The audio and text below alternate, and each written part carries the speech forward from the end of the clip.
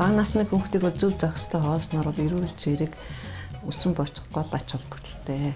За бага насны хүүхдүүд бол ер нь төрсэн цагаас нь эхлээд бол эхийн сүгээр хоолно. Тэгээ эхийн сүгээр 6 сар хүртэл дагнан хоолдог.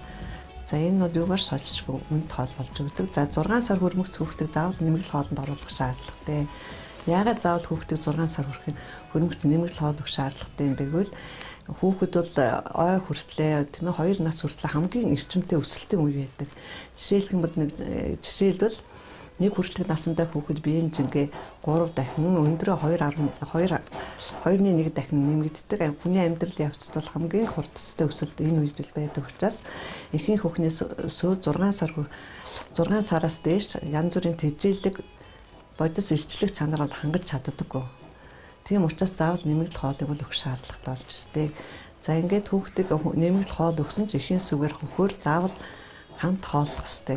6 сар хүртэл яаж л хоолж байсан, өдөрт хэдэн удаа хоолж байсан, өдөр шөнөгүй хөхүүлж байсан тэр хэвээр хөхүүлээд дээр нэмэгдэл хоолыг өгснөөр хүүхдийн энэ хэрэгцээг бүрэн хангаж чаднаа.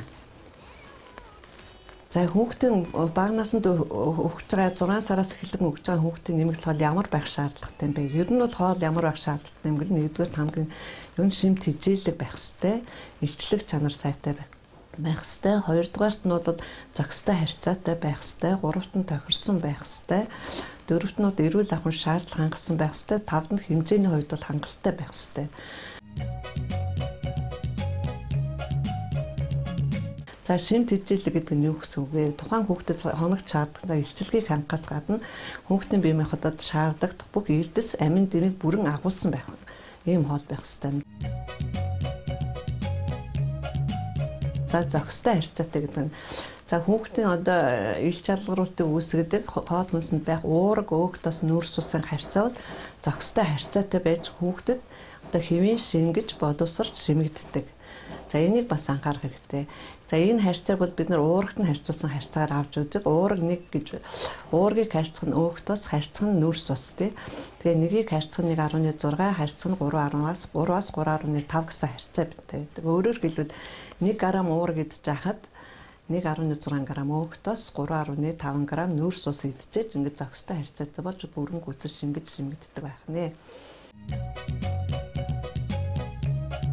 За 3 дугаарт нь тохирсон гэдэг нь юу гэсэн үг юм бэ гэвэл хүүхдийн насны онцлог тийм ээ байдал тохирсон байдлаар бэлдэж авах гол нь хоолны бэлтгэхийг үйл ажиллагаанд анхаарах хэрэгтэй. Жишээлбэл хүүхэд зөнгөд 6 сартай анхны нэмэгдэл хоол идэж эхлэхэд тийм ээ хүүхэд маань шүдэн гүйц дургаагүй тийм ээ жажлах чадвар сул. Гэхдээ хүүхэд бол жажлах тийм рефлекс үүссэн байдаг. Амаа хөдөлгөөр тийм ээ аман дотор хоолоо нааш цааш нь хөдлөх. Тэгвэл энэ үед бид нар ямар хоол хийж өгөх ёстой вэ? Дандаа зутан хагас шингэн бөгөөд зутан хэлбэрийн хоол бэлдчих ёстой.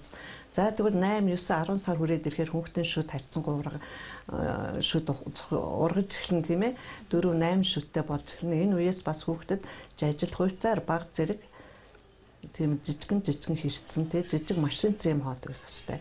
За ойноосоо дээш болохоор яг хүүхэд ойдод 8 шүдтэй болно. Ингээд аажим шүд ургасаар агаад хүүхдийн шүд бол 2 наснда гүйцэдэг. Тэгвэл энэ хүүхдийг одоо юм жажлах юмд чадвар жажлахад одоо дасгал болох тийм ээ. Энэ эрүүл нүрийн булчинг хөгжүүлэхэд бас төхөмтэй ийм хоолуудыг бэлдэж байгаа юм. За энийг бол тохирсон гэж байгаа.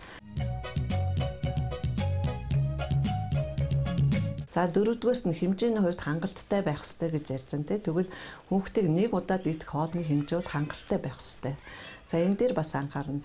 За 6 сартаас эхлээд хүүхдэд бол 150-аас 200 г хүртэл нэг аяас доошгүй хэмжээтэй хооллох ёстой.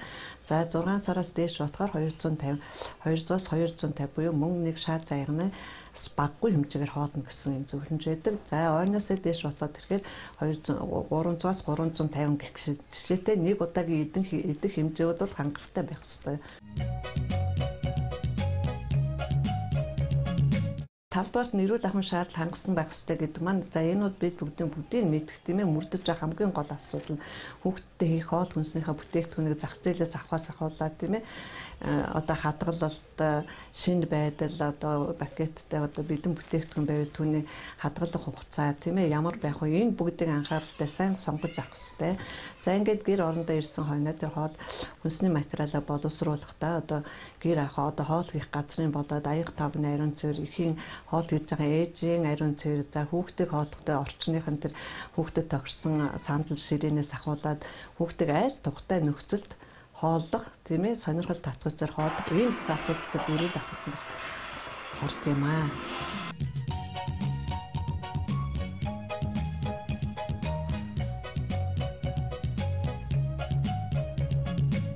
Бага насны хүүхдийг эрүүл чирэг өсөн тойрноход зөв зохистой хоол хамгийн чухал байдаг. Тийм болохоор бидний өнөөдрийн бэлдсэн энэхүү хоолыг бяцхан үрстэй хийж өгж амтрахын итгэлээрээ